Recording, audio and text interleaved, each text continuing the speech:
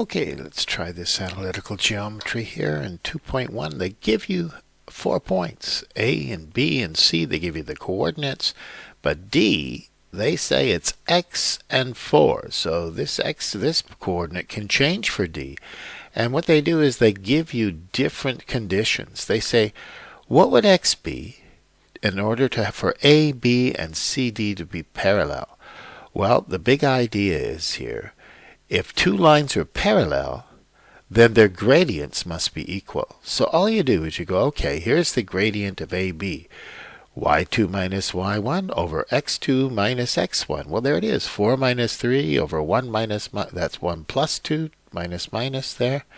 And then we just go to this D and C, CD. Start with the x. It makes it a little bit easier here. If you start with D, because you go 4 minus 1 on top, and then x minus minus 4, that's x plus 4. Well, that's the equation we have to solve, because they're simple little numbers. That's 1, that's 3. 4 minus 1 is 3. You've got x plus 4 on the bottom. You multiply both sides by x plus 4 and by 3, and you get x plus 4 equals 9. And then take away 4, 5, and 4.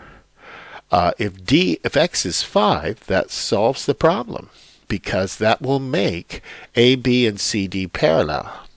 And I just actually put it in GeoGebra just to look at it. There was another question that I found a little more challenging. I just wanted to look at it.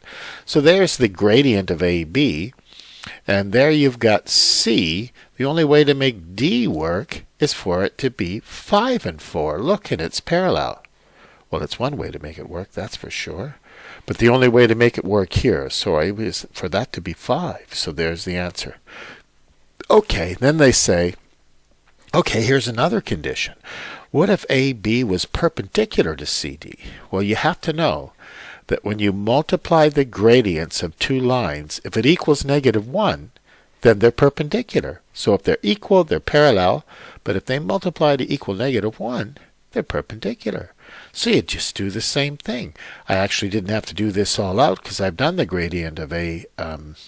I could have just written a 1/3 times. Now the gradient of CD, well, I knew that too. It's just 3 over x plus 4. I guess I could have gone straight to here and said it equals -1.